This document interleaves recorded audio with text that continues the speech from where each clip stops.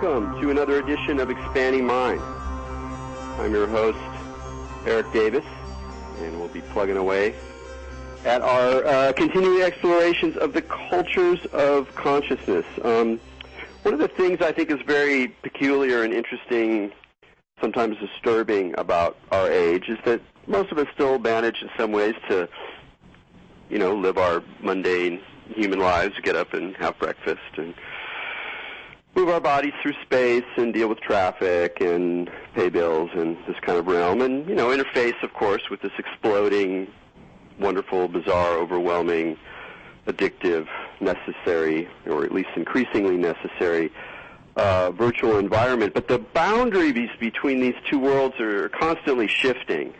There's constant a sense of a kind of surface of recognizable, mundane, ordinary human life, and constantly abutting against this really extraordinary science-fictional, multidimensional domain of data flow, computer power, eyes everywhere, recordings everywhere, and inhabiting it all, increasingly intelligent algorithms, processing, creating, moving, changing, perhaps growing, perhaps ultimately, or perhaps soon, thinking. And we're going to explore some of this boundary today. I think everyone has been wrestling with it a little bit more in the last month or so with the Snowden revelations, and I think that people who don't necessarily normally think about the consequences of and the conditions of their own digital activity, their own relationship with large databases in the cloud, or with the tracks and traces they leave as they move through space, are now much more aware on a much more existential level of how peculiar things are going and how very, very large-scale historical forces are slugging it out like the robots in Pacific Rim, and we're sitting there looking at the situation in the very fabric of our ordinary lives as we get online and communicate with our devices and try to wrestle with it all. So to help us plot our way through some of these issues today, we're going to be talking with two folks, Kevin O'Connor, or KMO, as we know him here on Expanding Mind. He's been a guest a couple of times. Of course, KMO is the host of the Sea Realm, as well as other podcasts, which is an excellent, probably my favorite podcast out there. And he once was an employee at Amazon.com, so he can do the tech talk, and he's going to be providing some big picture analysis for us. And also, we're going to be talking with Tom Barbalet. I hope I'm pronouncing his name. Who's fascinating, done fascinating work with this artificial life process and environment, really, called Noble Ape, and is currently taking this A-Life terrarium onto the cloud. And so that we'll be talking about issues that are raised by the cloud. What is the cloud? How does it differ from the Internet? What does it mean when this space becomes inhabited by increasingly intelligent algorithmic life? What are the consequences of and possibilities of artificial life in the environment of the cloud? And Tom and Kevin are going to be presenting some of this material along with Larry Yeager, who works at Google, at Netflix, coming right up on August 19th. And so that's partly why they're talking with me today, and I'll be fascinated to hear what the different angles on this bizarre and marvelous situation that we're all facing. And so with that, we'll bring them on. Tom and Kevin, well, welcome to Expanding Mind. Thank you. Good to be back. Great. Good to be on. Excellent. Everyone's on. It's working out well. So I thought since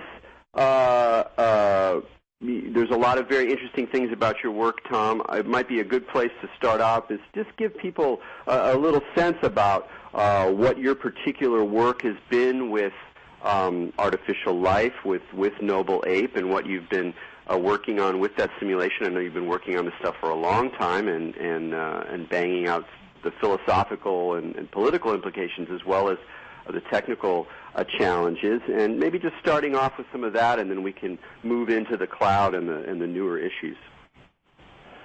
So back in 1996, I started developing Noble Ape, and I was a 19-year-old university student in Canberra, Australia, considering, well, I was doing 2 degrees at the time. I was doing a physics degree and a philosophy degree, and through the physics degree, I was getting a kind of rich mathematical texture for the ability to simulate a wide variety of things. And truth be told, my background in the kind of early 90s, I'd written antiviral software for the Australian government and actually crossed paths with a young Julian Assange and various other things. So I had the kind of interesting philosophical and political background associated with computation and simulation already. But it came together in Noble Ape because I had a fellow philosophy student, a sparring partner, who said, well, Tom, you always talk so optimistically associated with the ability of computer simulation and the ability in particular to create interesting philosophical paradoxes for various philosophy of mind discussions that were going on in the philosophy classes that I was attending. So I created the Noble Ape simulation with a variety of different pieces of software that I'd already worked on. The original idea of the simulation was to simulate a small troop of apes on an island.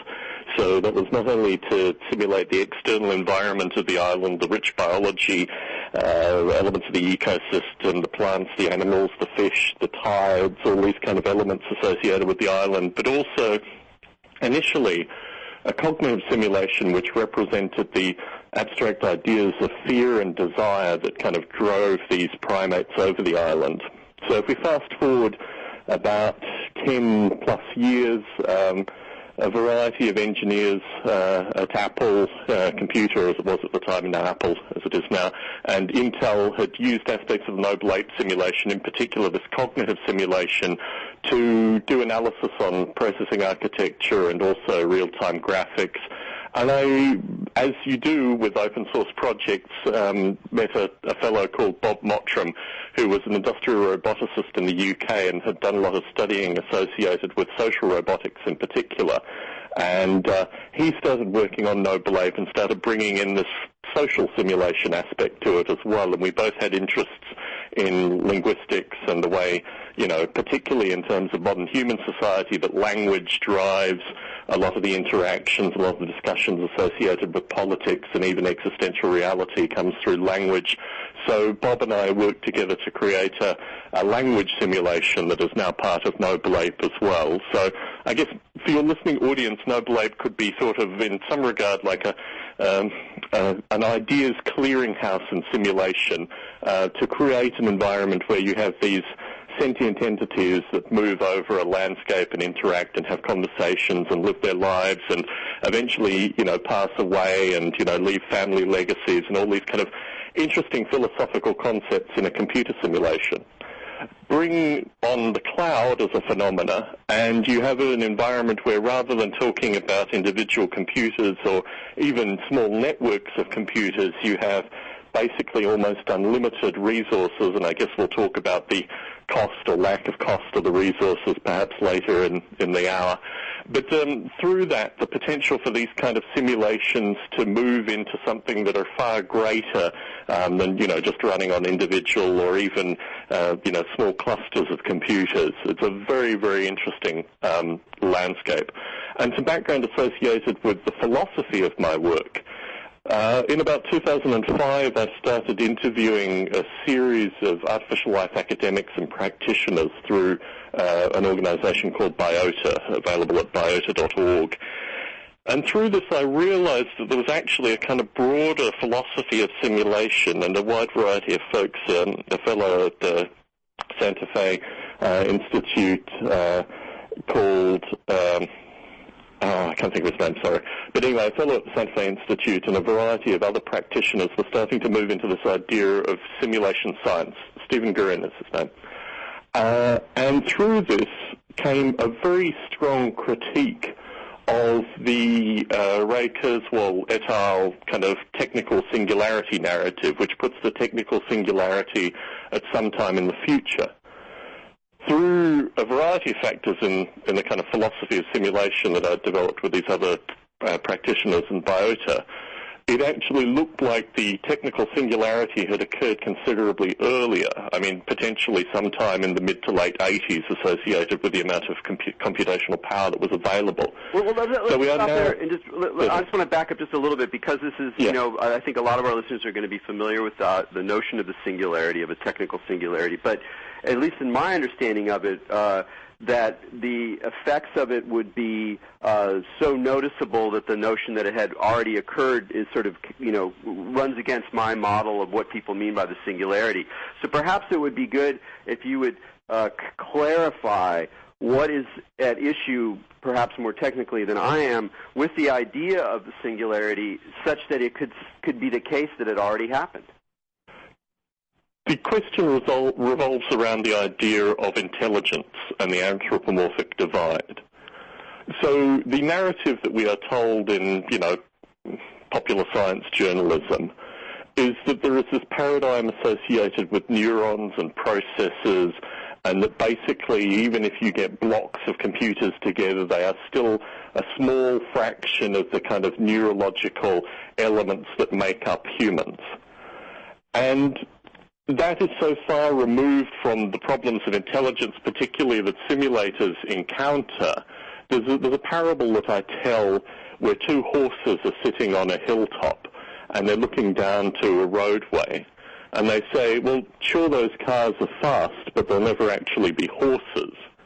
And there's a strange kind of biological, kind of paradoxical element associated with the way intelligence is described to folks who want to feel comfortable associated with what vast quantities of processing actually means. So parse out the analogy, it's that humans are sitting here looking at this incredible technical development, all of this complexity emerging, et cetera, but because we're stuck with an idea, an anthropocentric idea of what intelligence is, we're still like, oh, these things are getting smart, but we're still a ways away from when they're actually intelligent in the way that we model it. Whereas if you take another metric of what intelligence is, we can look at already existing systems of complexity that are non-human and go, whoa, those things look like they're already intelligent.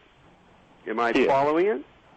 And the metric here is associated with survival, as opposed to any other metric associated with intelligence.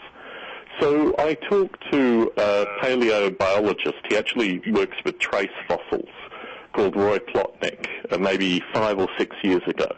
And this was really the missing piece of the puzzle for me personally, because in the analysis of trace fossils, in the analysis of what occurs in the Cambrian explosion, although he doesn't like me to use the term Cambrian explosion, but the Cambrian period, where all these amazing kind of crustaceans kind of irked from moving between feeding grounds to actually being, complex seafood, you get this amazing development of survival intelligence.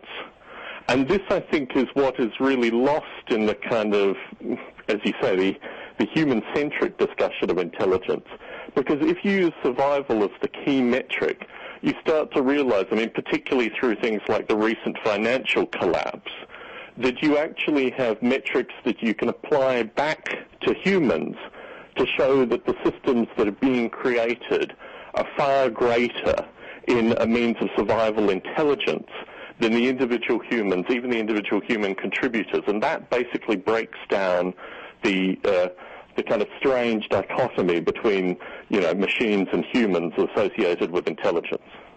Interesting. So what do you think it is, since I'm no doubt you've been in all sorts of discussions with singularity folks, what is it that makes that dominant narrative so persistent? Because to me what you're saying makes a lot of sense. It seems, to my way of thinking, the way I think about systems perhaps much more loosely than you do, is that I'm already willing to ascribe a great deal of intelligent persistence to these somewhat abstract systems, even corporations have kind of a life of their own, and we can talk about how is that constructed through legal processes as well as, institutional realities, information networks, et cetera, et cetera.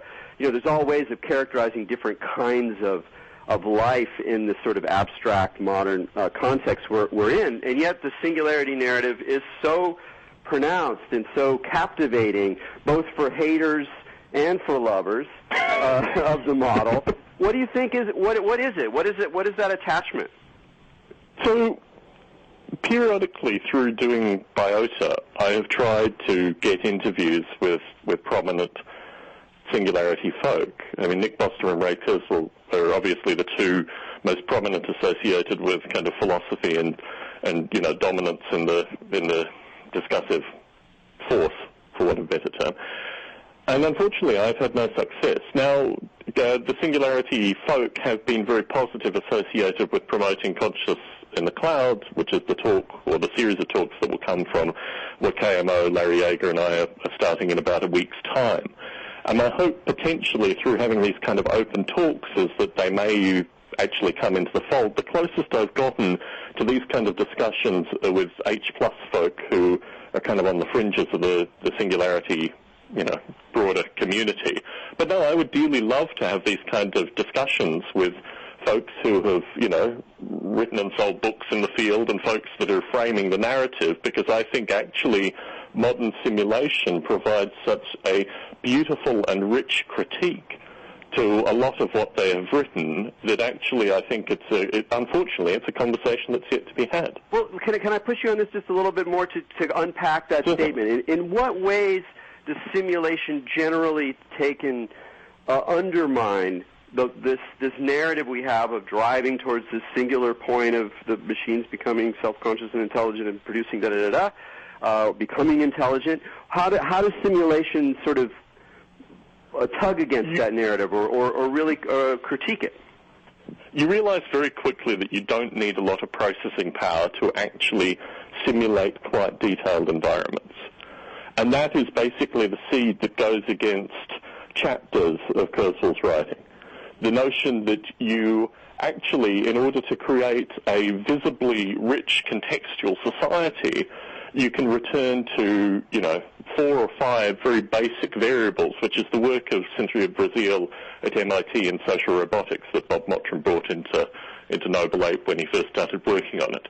I mean, I think simulation has moved in such a distinct direction to this popular narrative that it is actually really very curious that there is such a large divide, because I think there's still a lot of rich and interesting philosophy to be had in the kind of descriptions that I'm offering, particularly associated with survival intelligence. In fact, it really moves to the point where the discussion, has been lacking basically for, at least the past decade worth of simulation development. Yeah, well, this is wonderful stuff. I want to get to KMO here, and we're going to get into some broader discussions about the implications of the cloud later. But just in terms of Tom's work and this question of how the robustness of simulation models, our capacity, the way in which our society already runs on simulation models in a lot of ways, really qualifies this kind of notion of the singularity in a really significant way. And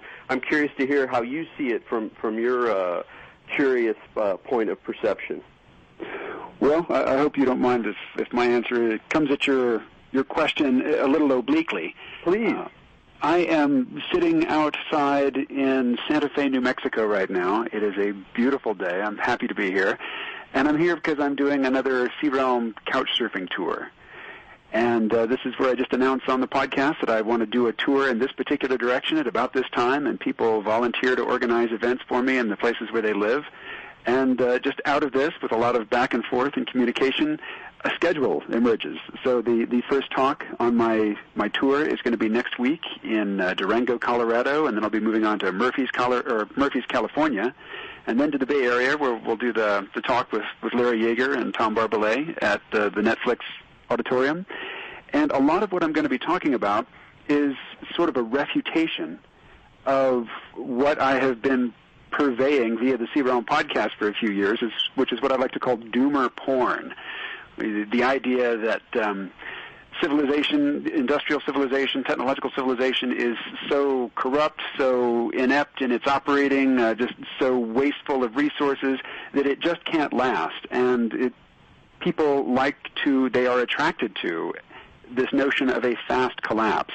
And for a while I've been giving sort of a free pass to people who were articulating the fast collapse via peak oil narrative. And I've come to put that narrative into a class of other narratives like the Book of Revelation, or at least modern interpretations of it, which envision an upcoming apocalyptic event, the rapture and whatnot, or the technological singularity, which in a day or an afternoon or a very compressed period, artificial intelligence is going to wake up, it's going to proliferate wildly, it is going to take control, sort of take the baton from biological humanity and be the next leg of the race and run much, much faster than we ever did. And at that moment, things change completely. And I think that all of these narratives are very similar in that they all posit an upcoming event which basically wipes the slate clean. All existing injustices, all existing unjust power hierarchies are dissolved in an instant, and something replaces all of that which is very much to our liking, be it, if we like to the idea of everybody gardening and growing their own food and living in walkable communities and interacting with people face to face, then the peak oil collapse narrative is very exciting. And if what excites you is a very sort of hardcore libertarian philosophy with technological enhancements of human capabilities and an equal, simultaneous wiping the slate clean of previous injustices, previous failures, previous human foibles, then the singularity answers to that just as much as the Book of Revelation or the current interpretations of the Book of Revelation answer to people who are really disgusted with the current scene because of its immorality or because of its triviality or because of its materialism. And so I see these things as all being very much of a piece, and that is what I think the attraction of the singularity narrative is. Now, in saying that, I'm not saying that the implications of Moore's Law are to be discarded, that the information technology revolution is something to be just sort of ignored and tolerated until the collapse comes, which peak oil people like to say. I think all of the trends that I've talked to people about, interviewed people about, are very serious and they are very significant, but there's this human predilection to reject narratives that don't resolve themselves satisfactorily within the time frame of our own lifetime. Absolutely. I just want to cut in here just to say, from a perspective where I've been following this stuff for a long time, I was interested in the extropians in the early 90s. This has been part of my fascination for a long time, from the science fiction elements to the sort of pop technological presentations of these possibilities. But as a longtime student of religion, it's impossible not to just immediately see the sort of archetypal narrative happen again. And there's this desire for a complete change, for an abrupt collapse followed by a renewal. It's so deeply structured in the Western organization of history, of revelation, of judgment, and it's pervasive. It's a pervasive narrative. It underlies many secular narratives. It underlies Marxist narratives, to invoke a whole other, line of supposedly post-religious attack. And so it's always been this weird situation of, like, if I'm in a conversation, I'm talking with some, a super libertarian character who's, weaving these visions of what happens in a post-singularity situation, and at the same time, the language, the affect, the structure, it's just totally recognizable. Like, I know you're doing this. And the two things, the sort of, the technical reality or the potential, the possibility, the actual historical changes that are occurring, and this very familiar narrative gets so deeply fused together. And so what I wanted to, I'm kind of curious, of course, what you're sort of replacing this disaster porn with. But one thing that I keep coming to is that people don't want to acknowledge that, like, life is kind of a muddle, and there's just a lot of stuff going on all the time, and it's really complicated, and that's kind of what just kind of keeps happening in different ways, sometimes more drastically, sometimes less so, but it doesn't have the satisfaction of a nice round ending or a nice punctured moment. But in some ways, I think it's a more livable place to be. But I'm curious how you're shifting the narrative. Well, the shift that I'm trying to communicate is the one that I was just talking about, which is that these changes that various people are describing, these forces, these processes, these are real things. They are at work. They have to be accommodated, and we have to take them into consideration. But the sorts of outcomes that people are envisioning are the sorts of outcomes that play out over very long periods of time, not the sort of thing that you see within a single human lifetime. These are what Yevgeny Morozov, in his book, Click Here to Save Everything, calls epochal changes. And people who are focused on those and who think that, say, information technology is going to bring about an epochal change, he derides such people as epicalists. And I think that I personally have been seduced by epicalism in the past, varieties of it. When I started the C-Realm podcast, I was very much a singularitarian, and a few years later, I was very much a peak oil collapsnik. And I think I was attracted to both of these because they represent epochal changes that would play out in my lifetime. And now I'm trying to reorient away from the shiny mind candy of the epochal change and reorient and refocus my vision so I'm better able to spot what John McChesney calls critical junctures. Because in our world that is ruled by big institutions, governments, corporations, cartels, these institutions are, for the most part, very stable, very set. They occupy a niche with great robustness. But along comes a time that John McChesney calls a critical juncture, which is when you have a crisis in credibility for the institutions. You've got a rapid technological innovation and technological change, which makes new things possible, and then combine those two with a political or economic crisis, and you have a critical juncture where you can influence existing institutions or bring into existence new institutions, which in this very fluid period, things take shape which then settle down and persist for a long time. And I think a critical juncture that we all live through, in which we may have missed the significance of it in the moment, although it's hard to imagine that we did, is 9/11.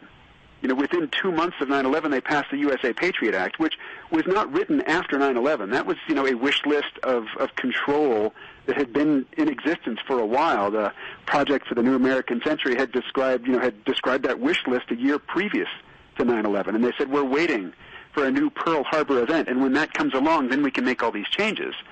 And I think if we're focused on a technological singularity or the collapse of civilization or the dawning of the age of Aquarius or the rapture or any of these big, huge, epochal changes which would remake the world in an instant, then we're going to miss the very sort of practical, pragmatic opportunities that critical junctures present to us. That's a wonderful whole set of ideas. I don't even know which way to go with it directly. Maybe we'll take a break here because it's coming up anyway.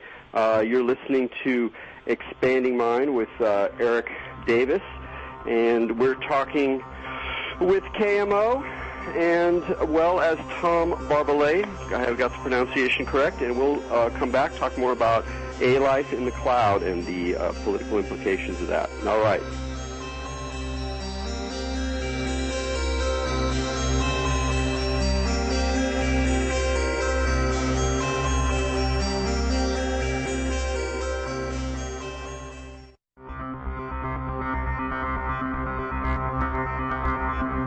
Welcome back to Expanding Mind. I'm Erik Davis.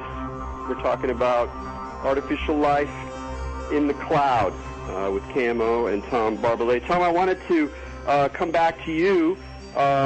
It's so many interesting avenues opened up here, but I'd like to focus a little bit on coming back to your ideas of simulation, of artificial life, and project a little for us, or give us a sense of the kind of a juncture that we're at as these technologies and even the philosophies behind them encounter this enormously expanded computing potential of the cloud. So, yes, I always enjoy listening to KMO rapping. particularly associated with 9/11 as an event. If I may just diverge here to talk about 9/11 as an event briefly, because I certainly have a long-term historical perspective associated with 9/11, and my view is that, you need to go back to Algeria, you need to understand a wide variety of things. 9/11 is kind of like the Snowden of political things. Folks who have followed what has happened with, networks and information, back from the early 90s or even before, had predicted the NSA as Snowden has described it. And in fact, there's been a wide variety of bits and pieces of public information. And I still think the same is true with regards to 9/11 historically. But let's talk a little bit about what I'm bringing forth here, particularly associated with what is going to happen with artificial life enters the cloud. My view is that this has already occurred, that basically, particularly the stuff that's come through with the NSA that many of us had already suspected and had come through various kind of public percolations. But here's the interesting part associated with this particular talk. Larry Yeager, although he's worked at Apple and now works at Google, spends a period of time in academia. And when he was in academia, he worked very closely on metrics of intelligence. Now, it's relatively easy for me in an abstract sense to talk about survival and these kind of things in terms of metrics of intelligence. But Larry Yeager as a person has worked with psychologists, worked with computer scientists and a wide variety of folk to actually create metrics of intelligence that's related primarily to his simulation, which is Polyworld. Polyworld shares some aspects with Noble Ape, but actually they're quite distinct simulations. But within Polyworld, he was able to see human-related metrics of intelligence that had been generated independently that he was able to code in and get agreement on with Polyworld specifically, propagate through computer systems. So here we have a linking between human intelligence on one side, which had been measured with particular metrics, and metrics that Larry Yeager was able to put into Polyworld. What interests me is taking a simulation like Polyworld or a simulation like Noble Ape, and these are open source, public domain. Anyone can get access to them. Anyone can come to these pieces of software and tinker with them, put in their own ideas, start experiments, run them for tens of thousands of years of simulated time. But initially in controlled environments, in single computer systems, maybe small networks of computers, small clusters of computers. What the cloud presents is an ability to take these open source simulations that, the metrics have been put into already in comparative terms and start seeing what cloud computing actually means in a testable environment, in something that is, on some level academically agreed upon, but on another level, something that people can interact with. Because the kinds of systems that are being described, particularly, private commercial systems or private government systems, are not things that people can get access to like they can these open source simulations. So what you do through that is you bring as much a rigor as you can from the academic side of, these independent metrics of intelligence, and you get to propagate them over vast systems of computers, vast numbers of processing elements, and see actually what happens to predefined intelligence metrics when they are propagated over these systems. And what are the sorts of things that you either anticipate finding or have already found in your sort of movements in this direction? So I am very, very early days, and one of the reasons actually that I started this idea in terms of doing a talk and bringing KMO in, and originally we were going to have Bruce Damer in, but hopefully in the future we'll have you participate as well, Erik, is to have a wide variety of thinkers come together and actually talk about this in a public sphere. So to get the discussion going in a public sphere, which means that folks from, the Singularity community and folks from other communities, academic and industry, can come into the sphere and have this discussion. To be perfectly clear, Noble Ape has been developed, in particular its use at Apple and Intel, very much on, single computer or small networks of computers architecture, and re-architecting Noble Ape and re-architecting a project like Polyworld is pretty non-trivial. And it's something that basically will probably take me and maybe 2 or 3 other people in the order of maybe a couple of years plus to actually get to the point where it needs to be. But the starting phase that I'm doing currently is just starting the discussion.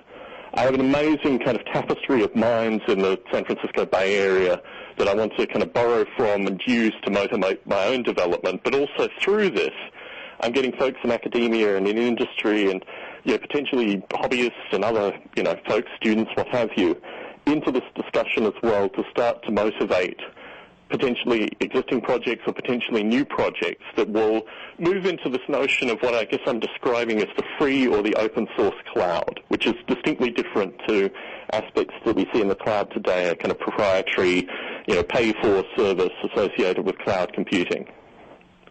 Well, maybe, I don't know which one of you guys want to take up this next question, but I think it would be really wonderful. Just in researching this show, I learned some stuff. I got a better sense of really in what way the cloud is different than what we think of as the Internet, technically, politically, economically. And so if either of you could, or both of you could give just a little sense about the significance of this particular juncture in terms of the move towards these enormous concentrated computing resources and what an open cloud would be in contrast to what we're seeing now. I think I'll let Camo start. Okay, I'll start. I'm curious about Tom's answer to that last part, what the open cloud is, because to my mind, the cloud start with the definition of the closed cloud, and then I'll move into my vision with regards to the open cloud. Sure. Well, the Internet, as most people know, or what we call the Internet, is really a variety of things. And when I first got into it, to me, the Internet was basically Usenet, text-based discussion forums, or the Whole Earth Electronic Link, and email, and that was the Internet. And then along came the web, and suddenly, the web, the Internet is Netscape and Mosaic, the browsers of the time. And now that was a system that was largely developed by the military and by universities, and a lot of it was funded publicly, and it wasn't necessarily owned by anyone. But in the mid-'90s, much of what we considered to be the Internet was basically turned over to private corporations. And as that process has formalized, and the sort of loose conglomeration of little city-states that used to be the Internet was formalized and conglomerated into these bigger nation-states where bigger entities like Apple and Amazon and Google, they controlled, or they offered storage and other services housed on their machines, where the Internet was never a democracy, but it was certainly sort of anarchic for a time, and it's much more under the control of corporations now. And anybody who works for a corporation knows that a corporation is not a democracy. And you agree to terms of service when you participate with Amazon or with Google or with Facebook or whoever, and they can determine at their discretion whether or not you are in compliance with those terms, and they don't even have to explain to you if they decide to, restrict or deny you access to their cloud what it is that you've done that is not in compliance. It's just entirely up to their discretion. So the cloud, at least as I understand it, is something that we have sort of stumbled into because we've discovered that it's a lot more fun and a lot easier and more convenient to access what we think of as the Internet through our cell phones and smartphones and our tablet computers and all of these devices that are running apps that channel your interface or your interaction with your data and with your computing processes in a very specific, domain-specific way. And it's not the sort of melange or the panoply of overlapping networks, and you're interfacing with them in a sort of ever-shifting, arbitrary way, and it's much more locked down. It's much more controlled than it was a decade or so ago. Okay, and that seems like a good place to kind of set with the closed cloud vision. And then there's some implications, of course, with the recent Snowden revelations. We realize how open these companies are to the surveillance state, and then particularly in the United States, which of course has implications for the world.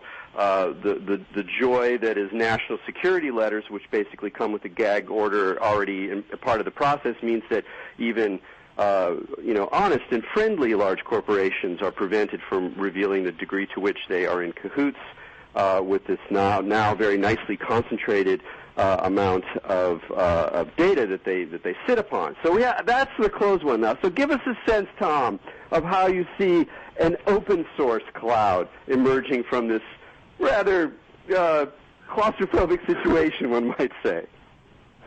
I can't disagree with KMO associated with the current situation, and I think certainly a number of us have been speculating, I mean, even from the emergence of the closed Internet, associated with Internet models, and I've participated in solar Internet models, for example, and, so my sense is that, firstly, yes, as bleak as the statement KMO has made associated with the current standing, I think we are now dealing with a group of thinking people who may be connected in some regard to one of these monopolies, as some of us tend to be, but in the long term have, enough independent thought, insight, and communication that we can hypothesize associated with what an open cloud should look like and work towards that. One of the interesting things that I see coming from this Consciousness in the Cloud series is the idea that work, that actually once you have intelligent agents, open source intelligent agents that exist in this kind of environment, they can become employees of the cloud.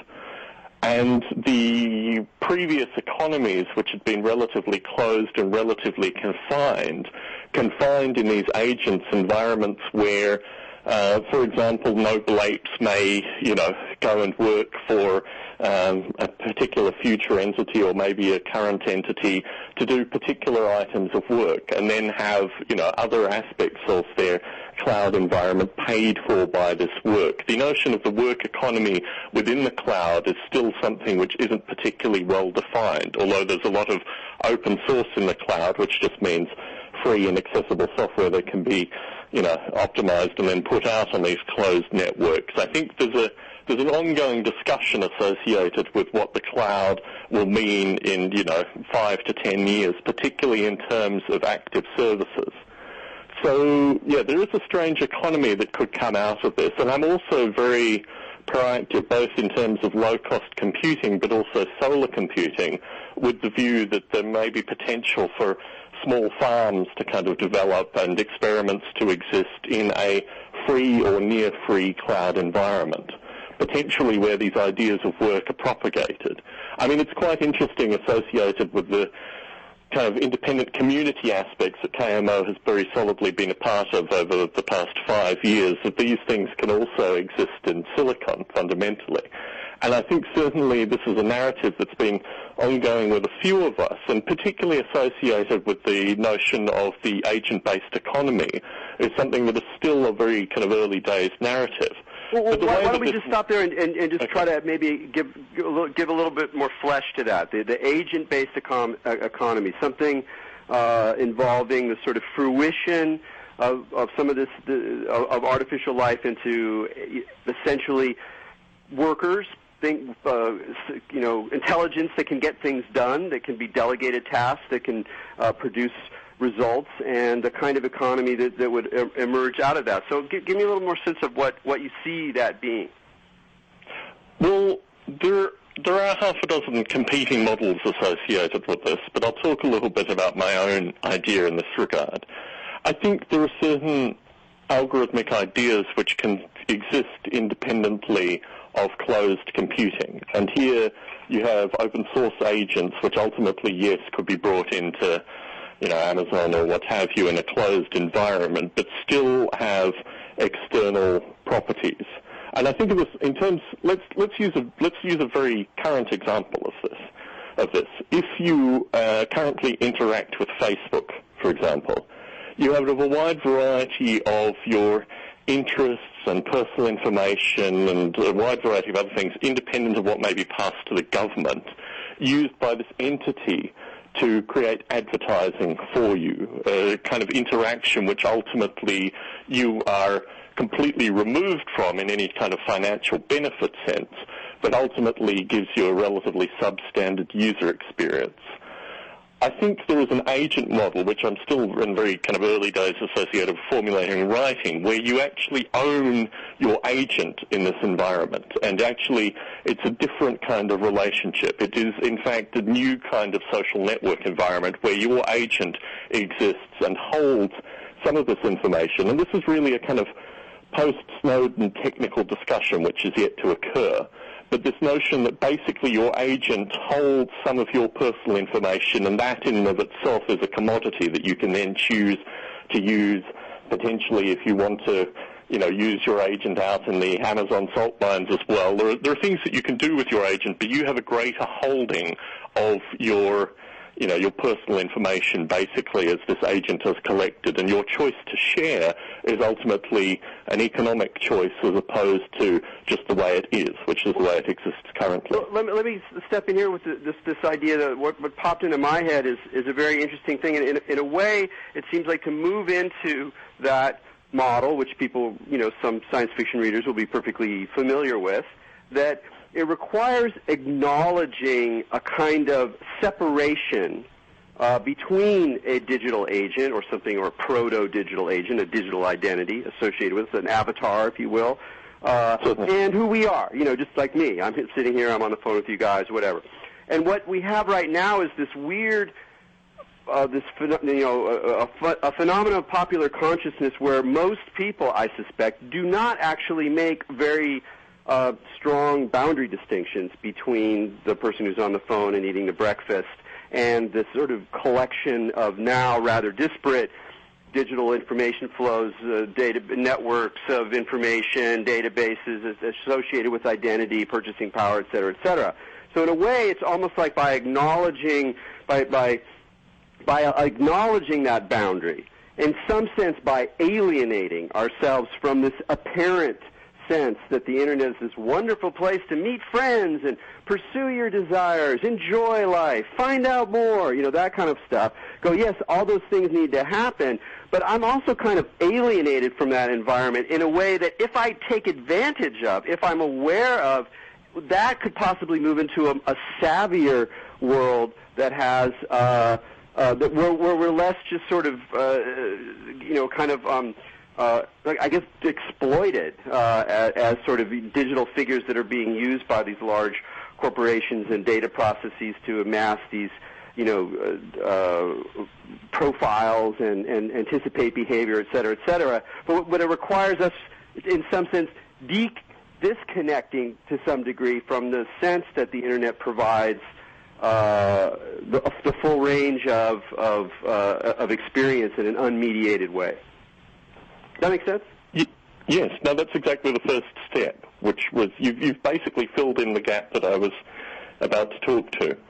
That basically it requires the reshimming, basically, of the individual's relationship to these entities, to the point where the information that the individual gives to these entities no longer has the economic value to the shim that has been put between the individual and these entities.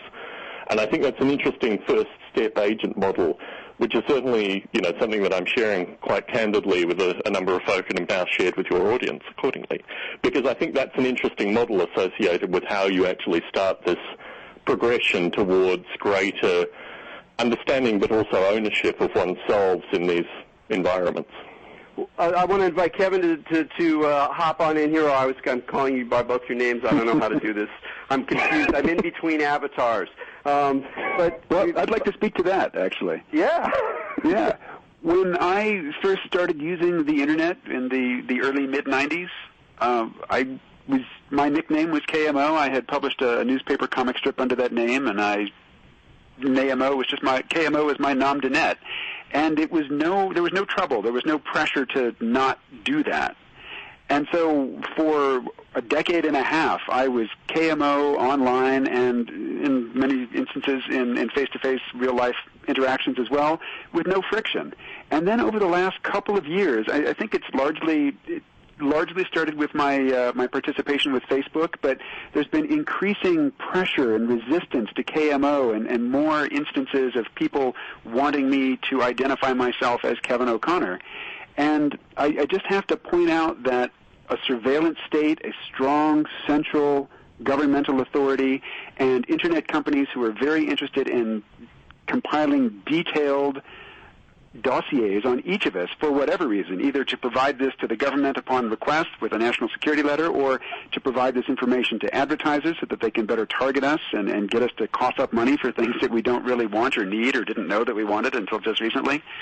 That all of these forces are in agreement, not necessarily in collusion, but they're in agreement that it is much more convenient for us to just use our NSA name, as Tom would say, as our front-facing persona to the world, and that these Internet personas, these avatars, these alternate identities that we like to dabble with, that these are being shunted off into very controlled little areas like massively multiplayer online games and other places. And Facebook wants us, and Google wants us, and Apple and Amazon all want us to put our driver's license down on the tabletop and say, this is the real me, this is the official me, and I have to tie all of my online interactions to this thing, to my driver's license, to my NSA name. And it's something that I'm constantly fighting.